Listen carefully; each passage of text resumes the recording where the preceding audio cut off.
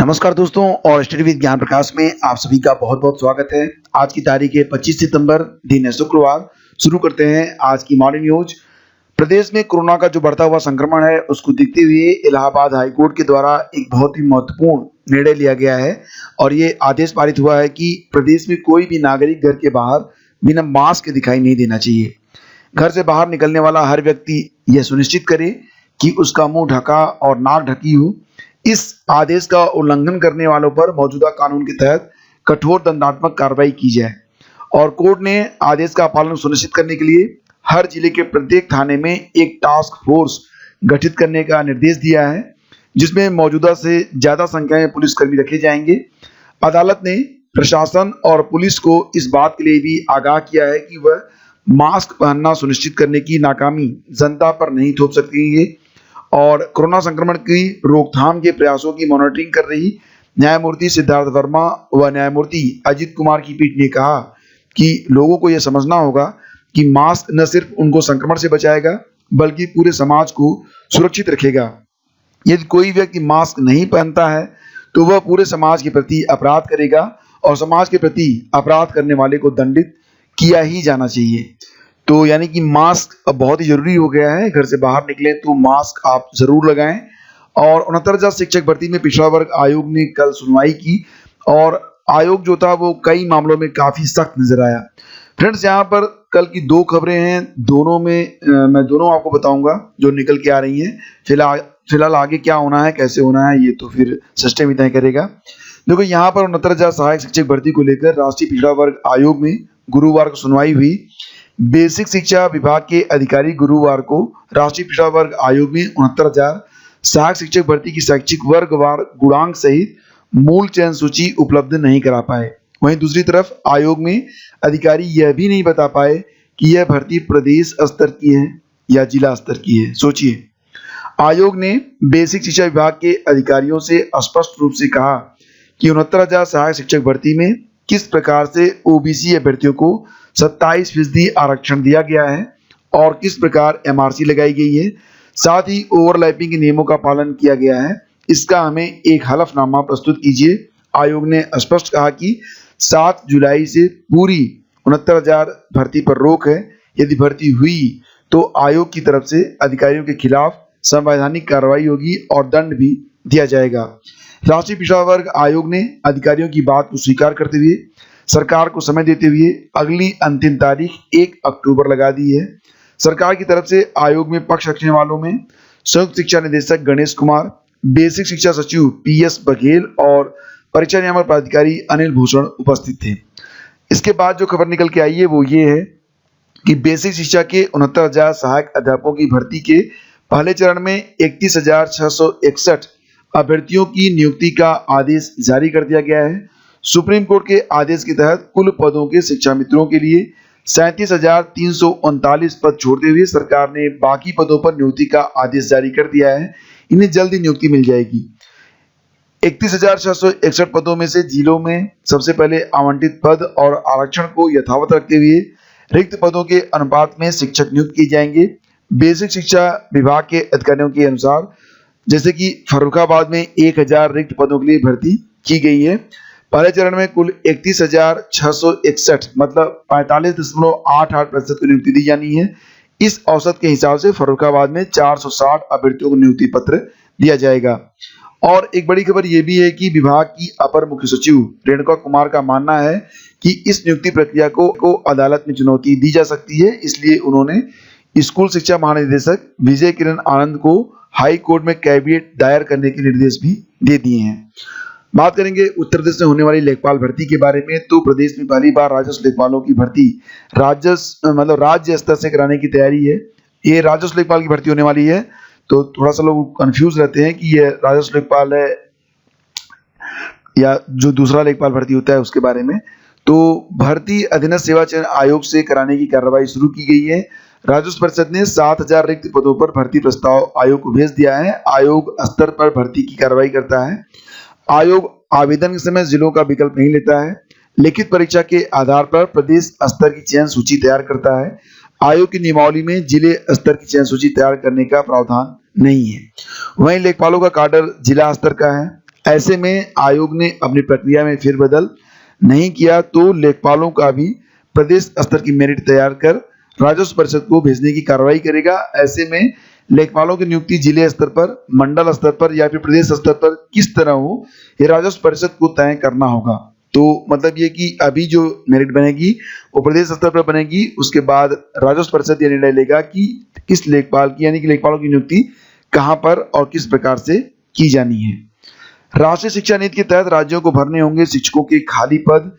देश में शिक्षकों के 10 लाख से ज्यादा पद खाली हैं। सबसे ज्यादा पद जो हैं वो उत्तर प्रदेश में ही रिक्त हैं और उसके बाद बिहार में। रिपोर्ट के मुताबिक उत्तर प्रदेश के सरकारी स्कूलों में शिक्षकों के कुल स्वीकृत पद के 7,52,000 पद हैं, इसमें 2,17,000 पद रिक्त हैं।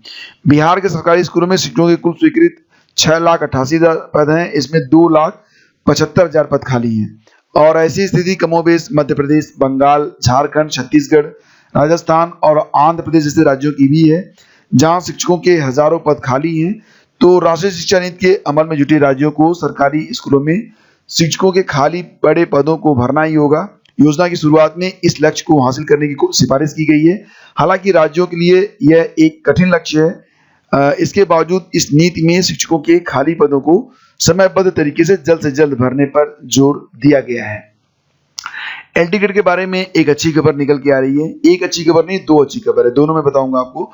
सबसे पहले तो मैं आपको ये बता दूं कि हाई कोर्ट ने एल टिकट अध्यापक भर्ती का परिणाम 4 सप्ताह में घोषित करने का आदेश दिया है। कोर्ट ने कहा कि याचिकागण अदालत के आदेशों की प्रति आयोग के समक्ष प्रस्तुत करें और आयोग परिणाम घोषित करे। भर्ती परिणाम घोषित करने की मांग को लेकर धीरेन्द्र प्रताप सिंह और 20 अन्य ने हाई कोर्ट में याचिका दाखिल की थी। याचिका पर न्यायमूर्ति अश्विनी कुमार मिश्र की ओर से यह आदेश आया है, यानी कि न्यायमूर्ति अश्विनी कुमार मिश्र ने यह आदेश दिया है। और आयोग के अधिवक्ता ने कोर्ट को बताया कि भर्ती परीक्षा को लेकर तमाम तरह के आरोप लगे, इसकी जांच के लिए जो एसआईटी की टीम गठित की गई थी, अब एसआईटी ने अपनी रिपोर्ट दे दी है। रिपोर्ट मिलने के बाद आयोग परीक्षा का परिणाम घोषित करने की तैयारी कर रहा है। और बाकी की जो प्रक्रिया है, जो न्यूज़ है, उससे आप वेल नोन है, परिचित हैं। और कुछ ऐसी खबर निकल के आ रही है 2016 की एल टिकट भर्ती के बारे में, जहां पर यह कहा गया है कि हाई कोर्ट ने एल टिकट अंग्रेजी शिक्षक भर्ती का परीक्षा परिणाम संशोधित कर परीक्षा सूची के अभ्यर्थियों को मुख्य परिणाम में शामिल किए जाने के मामले में माध्यमिक शिक्षा सेवा चयन बोर्ड के सचिव को 2 सप्ताह में जवाब तलब किया है। कोर्ट ने कहा कि यदि सचिव जवाब दाखिल नहीं करते तो उनको स्वयं अदालत में हाजिर होना होगा। और परीक्षा में सफल हुए कई ओबीसी अभ्यर्थियों ने परिणाम संशोधित कर धांधली का आरोप लगाते हुए कोर्ट में याचिका दाखिल की है। अब ये जो मामला है ये 2016 का है। पूरी खबर आप हमारे फेसबुक पेज पर आकर भी पढ़ सकते हैं, देख सकते हैं। बेसिक शिक्षा निदेशक को वारंट जारी कर तलब करने की चेतावनी। मतलब 68,500 सहायक अध्यापक भर्ती में सफल अभ्यर्थी को कोर्ट के आदेश के बावजूद काउंसलिंग में न बुलाने पर हाई कोर्ट ने नाराजगी जताई है। कोर्ट ने बेसिक शिक्षा निदेशक से चेतावनी में कहा कि यदि अगली सुनवाई तक आदेश का पालन नहीं होता है तो अदालत निदेशक के खिलाफ जमानती वारंट जारी कर उनको तलब करेगी। नेहा परवीन की याचिका पर सुनवाई कर रहे न्यायमूर्ति अश्विनी कुमार मिश्र ने यह आदेश दिया। याचिका की सुनवाई 14 अक्टूबर को की जाएगी और ये जो मामला है वो 68,500 यानी कि पिछली शिक्षा भर्ती से ये जुड़ा हुआ मैटर है। और बात करेंगे रेलवे के एग्जाम के बारे में। तो रेलवे द्वारा दिसंबर माह में ली जाने वाली ग्रुप डी की परीक्षा में सैकड़ों अभ्यर्थियों के फॉर्म रिजेक्ट हो गए हैं, जिससे अभ्यर्थी जो है काफी नाराज हैं। अभ्यर्थियों का कहना है कि आरआरबी इलाहाबाद में परीक्षा के लिए भरे गए फॉर्म की जांच करने के लिए 21 सितंबर को साइट खोली। साइट पर एनटीपीसी का फॉर्म सही मिलने के बाद भी ग्रुप डी के अभ्यर्थियों के फॉर्म निरस्त हो गए। अभ्यर्थियों ने मांग की है कि इस मामले की जांच कर उनके आवेदन स्वीकृत करने के साथ ही परीक्षा में शामिल होने का मौका दिया जाए। ग्रुप डी की परीक्षा में हजारों फॉर्म रिजेक्ट होने के बाद तमाम अभ्यर्थियों ने दावा किया कि एनटीपीसी में जब उनकी फोटो और हस्ताक्षर वाली फॉर्म स्वीकार कर लिए गए तो वही फॉर्म ग्रुप डी में क्यों निरस्त किए गए हैं। तो ये सवाल उठाया गया है और बहुत सारे जो फॉर्म है वो रिजेक्ट हुए हैं, जिससे अभ्यर्थी जो है वो नाराज हैं। देखिए यहाँ पर एक अच्छी खबर ये है एल टिकट के बारे में। जो दूसरी खबर है वो ये है कि 16 अक्टूबर तक जो चयनित हैं उनको नियुक्ति दी जाएगी। खबर ये निकल के आ रही है कि माध्यमिक शिक्षा विभाग के स्कूलों के सहायक शिक्षकों के जो 3,317 पदों पर 16 अक्टूबर को चयनित अभ्यर्थियों को नियुक्ति दी जाएगी और इसके लिए उन्हें अपने पसंद के जिले और स्कूल में नियुक्ति के लिए जो वेबसाइट है तो वेबसाइट आप यहाँ पर देख सकते हैं। मैं इसको जो है इसी वीडियो के डिस्क्रिप्शन में भी डाल दूंगा, तो वहां पर भी जाकर आप इसे देख सकेंगे। वहां पर आवेदन करना होगा और यह वेबसाइट 25 सितंबर को चालू हो जाएगी। उप मुख्यमंत्री डॉक्टर दिनेश शर्मा ने बताया कि यूपी लोक सेवा आयोग ने वर्ष 2018 में एलटी ग्रेड में सहायक अध्यापक के लिए 10,768 पदों पर भर्ती के लिए विज्ञापन निकाला था।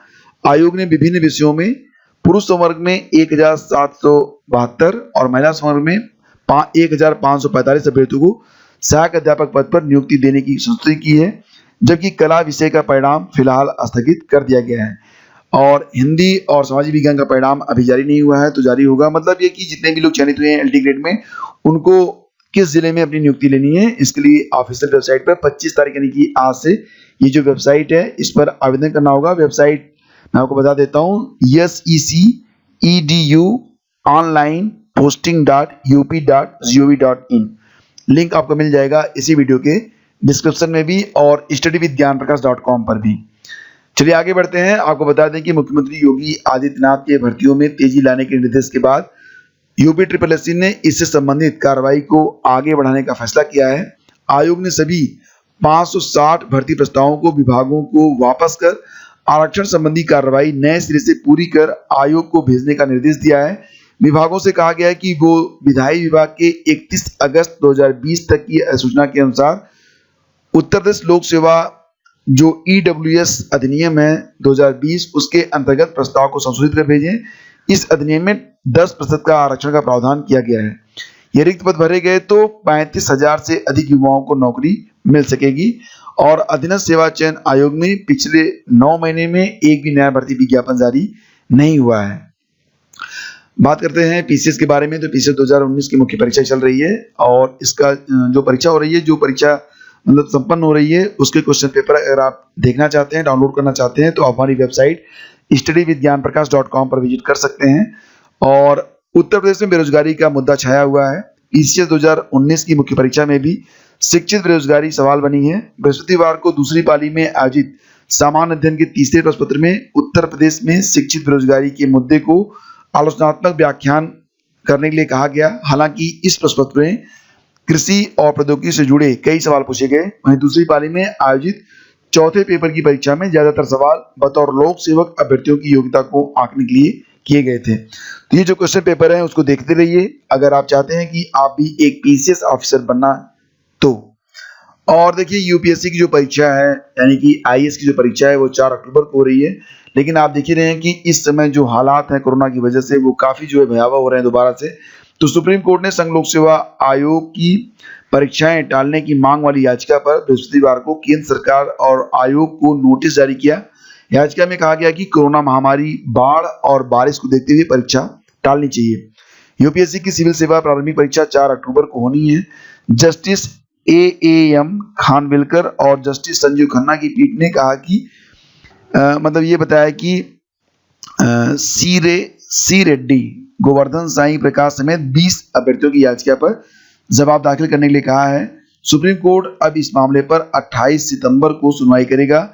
याचिकाकर्ताओं की ओर से वकील आलोक श्रीवास्तव ने कहा कि यूपीएससी को 2-3 महीने के लिए प्रारंभिक परीक्षा टालने का निर्देश दिया जाना चाहिए। उन्होंने कहा कि अगर 4 अक्टूबर को परीक्षा होती है तो इसका सबसे ज्यादा असर मध्य व निम्न वर्ग के लोगों पर पड़ेगा। उनके समक्ष परीक्षा केंद्रों पर पहुंचने के लिए यातायात व रहने खाने की व्यवस्था सहित कई परेशानियां उत्पन्न होंगी। इसके लिए इन सभी को व्यवस्था कर पाना मुश्किल है।